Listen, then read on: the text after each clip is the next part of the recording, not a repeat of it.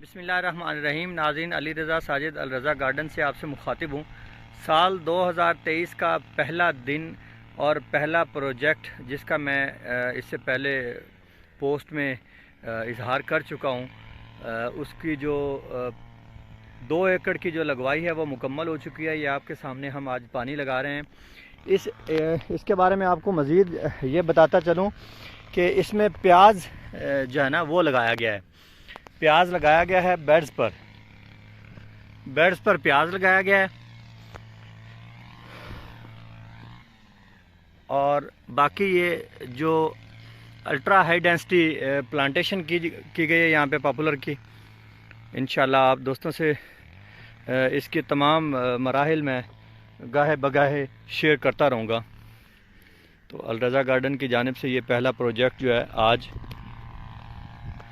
तकरीबन आधी प्लांटेशन हो चुकी है अल्हम्दुलिल्लाह।